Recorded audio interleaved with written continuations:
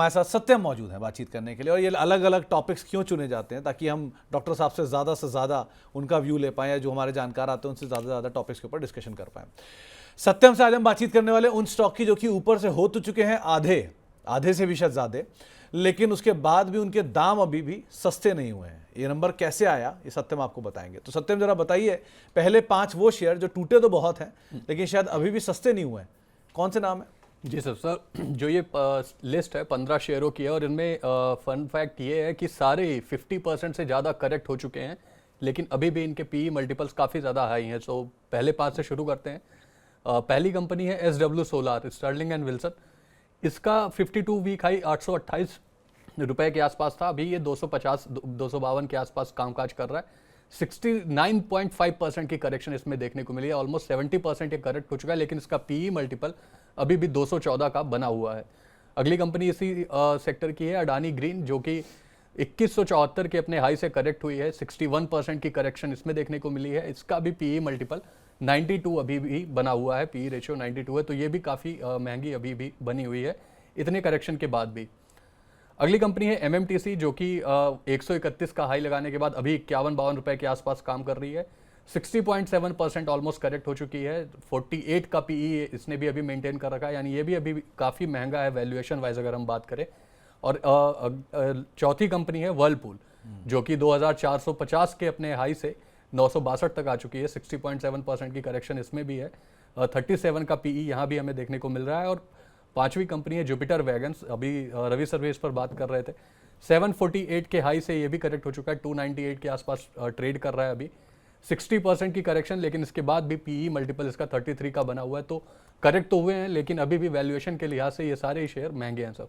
Doctor साहब एक बात बताओ, हर आदमी को ऐसा लगता है कि शेयर ऊपर से करेक्ट हो चुका है, अब ये बढ़िया दाम आ गया है लेने के लिए, तो क्या खाली वही बेंचमार्क सही है? देखिए सुमित जी, आपने थोड़ी देर पहले, और आपकी एक बात मुझे यहाँ पर वापस याद आती है कि जब समय अच्छा हो तो ये पीई कोई देखता नहीं है। जब चल रहा हो तो सब चल रहा हो, और जब समय खराब हो तो पीई देखें या कहीं कुछ देखें, करेक्शन देखें, सब पे डर लगना शुरू हो जाता है। ऊपर की जो 3 कंपनियां अभी इन्होंने दिखाई है उनको अगर देखें तो आपको पी आज ज़्यादा नजर आएगा, लेकिन वोलेटिलिटी के हिसाब से देखें तो पी थोड़ा सा जो है वो ज़्यादा आपको इम्पैक्ट दिखाता है। लेकिन उनमें उतार और चढ़ाव भी उतने ही देखने को मिलते हैं। और जहां तक फंडामेंटल फैक्टर की बात करें तो ये बियॉन्ड द फंडामेंटल ये कंपनियां चलती हैं, चाहे SW सोलार की बात कर लीजिए, अदानी ग्रीन की बात कर लीजिए, MMTC तो है ही इस चीज़ के लिए बदनाम है। अब आ जाते हैं नीचे के 2 कंपनियों पे, वर्लपूल और JWL।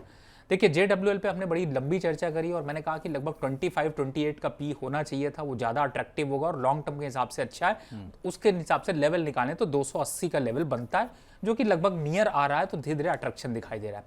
वर्लपूल की बात कर लेते, देखिए अब आ गया, फिर से अभी आ जाएगा। वो कहते हैं ना, हमारे यहाँ पे क्रॉप का सीजन आता है, गर्मियों के सीजन आ रहे हैं, प्रोडक्ट इन्हेंसमेंट इनकी चल रही है। सरकार ने कुछ ऐसी पॉलिसीज लगाई थी जिसकी वजह से, या जो टैक्सेस थे या फिर ये जो छूट थी उसकी वजह से शेयर पे इम्पैक्ट आया।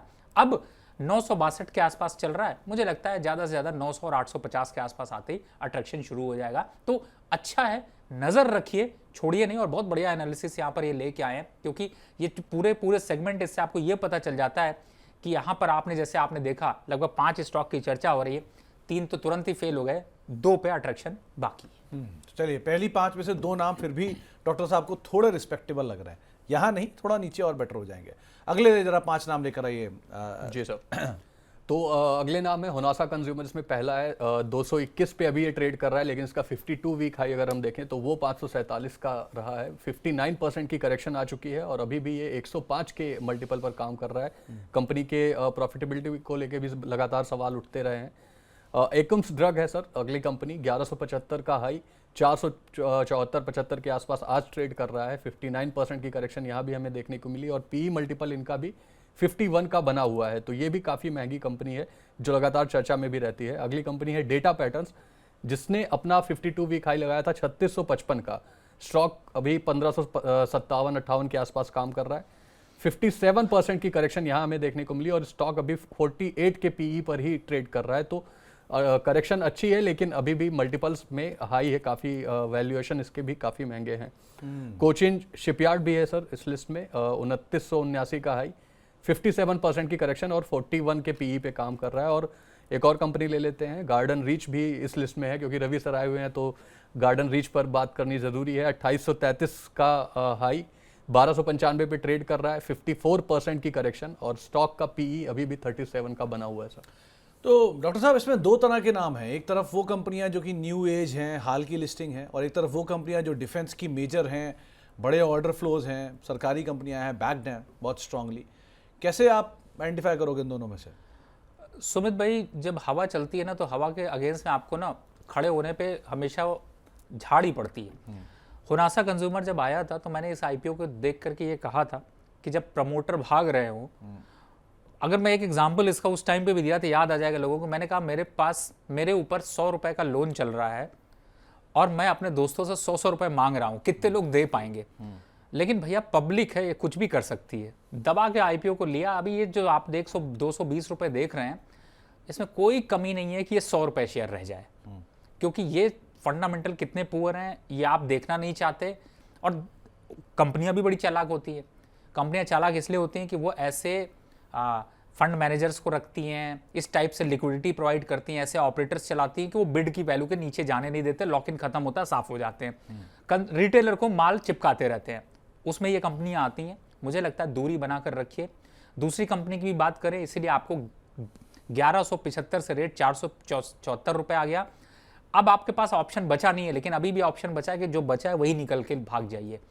डेटा पैटर्न की बात करें तो देखिए, फंडामेंटल डेटा पैटर्न के थोड़े से स्टेबल है, लेकिन ओवर लोगों ने एस्टिमेट कर लिया डेटा पैटर्न के, शायद नाम का फायदा हुआ, फंडामेंटल फैक्टर का फायदा हुआ। लेकिन हाँ, जो 1200 और 1500 के जो लेवल्स हैं ये अट्रैक्टिव हैं और इनमें रिस्क यहां पर कम है, तो इसके फंडामेंटल के हिसाब से इसको आप कंसिडर कर सकते हैं। कोचिन शिपयार्ड और जीआरएससी की बात करें तो देखिए, ये इतने बड़े लार्ज स्केल पे काम कर रहे हैं और चूंकि पूरा सेंटिमेंट नेगेटिव हुआ, पूरा का पूरा जो रैली थी पूरे साल की, अगर आप देखेंगे सुमित जी तो पाएंगे कि ये 70-75% बढ़ने के बाद 40% 50% गिरे हुए हैं। तो अल्टीमेटली आज भी अगर साल के हिसाब से देखेंगे तो आपको 16-17% के रिटर्न मिल रहे हैं। तो भाई लालच बुरी बला, ये तो साफ साफ है। तो यहां पर ये स्टॉक्स में, यानी चाहे कोचिन शिपयार्ड हो या जीआरएससी हो, ये धीरे धीरे स्टेबिलिटी की तरफ जा रहे हैं और इसीलिए मैंने यहाँ पर 20-30% एक्युमुलेट करने की राय दी है। तो इस तरीके से आप अपने पोर्टफोलियो को डिजाइन कर सकते हैं। सो जहां सिचुएशन बेहतर दिख रही है कंपैरेटिवली, आप उनमें एक बार को थोड़ा थोड़ा ऐड कर सकते हैं, लेकिन सब में आउटराइटली पोजीशंस मत लीजिएगा। तीसरी लिस्ट, सत्यम बताइए कौन सी है?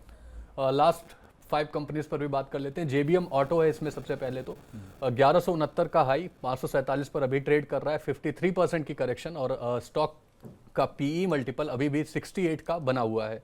बीईएमएल भी है इस लिस्ट में, 5400 का उससे भी ऊपर का हाई हमने देखा 52 वीक में देखने को मिला, 53% करेक्ट भी हो चुका है। स्टॉक का पीई अभी भी 41 मेंटेन है। रेलटेल है अगली कंपनी, 617 का हाई लगाने के बाद अभी स्टॉक 298-99 पर ट्रेड कर रहा है। यहाँ भी हमें 51% से ज़्यादा की गिरावट देखने को मिली है और स्टॉक का पीई 34 के आसपास अभी चल रहा है। एचएफसीएल की भी बात कर लेते हैं, 171 का हाई इसने लगाया था, 50% ये भी करेक्ट हो चुका है, 33 के पीई मल्टीपल पर काम कर रहा है। और लास्ट कंपनी से इसमें राजेश एक्सपो है जो कि 334 का हाई लगाया था, 50% ये भी करेक्ट हुई, लेकिन इसका पीई मल्टीपल 126 का अभी भी बना हुआ है। तो highly over valued Rajesh expo यहाँ पर भी दिख रहा है सब। तो डॉक्टर साहब, इसमें एक तरफ नाम आता है बीईएमएल रेलटेल, दूसरी तरफ नाम आता है राजे एक्सपोर्ट, क्या पिक करा जाए? देखिए, मैं तो यहाँ पर रेलवे की तरफ या फिर डिफेंस के काउंटर बीईएमएल की तरफ ज़्यादा जाना पसंद करूंगा, लेकिन राजेश एक्सपोर्ट अगर ओवरऑल देखा जाए तो काफ़ी हाई वोलेटिलिटी स्टॉक है। तो यहाँ पर जो 160 के लेवल है, इनसे करेक्शन आने के संकेत कम है, पुल बैक आ सकता है। तो पोजीशन जिनके पास है उनको होल्ड करना चाहिए, लेकिन ये स्टॉक ऐसे हैं जो कि आगे अगर यहाँ से मार्केट रिकवर करेगा तो ये उतनी ही तेजी से आपको रिवर्सल भी दिखाते हुए नजर आएंगे, फंडामेंटली स्टेबल हैं। तो फिलहाल मेरे हिसाब से इन नंबर्स को देखते हुए, चूंकि मार्केट सिचुएशन, फिर वही बात आती है सुमित जी की, समय अगर खराब हो तो अच्छे से अच्छा शेयर जो है वो वीक हो जाता है। तो यहाँ पर अभी यही सिचुएशन देखने को मिल रही, लेकिन ऐसे में आप बाहर से बैठकर थोड़ा टाइम दे सकते हैं। तो इन स्टॉक्स पे अभी थोड़ा टाइम दीजिए। तो अभी आप थोड़ा समय दीजिए, कहीं भागे नहीं जा रही है, आज भी थे, कल भी हैं और परसों भी रहेंगे।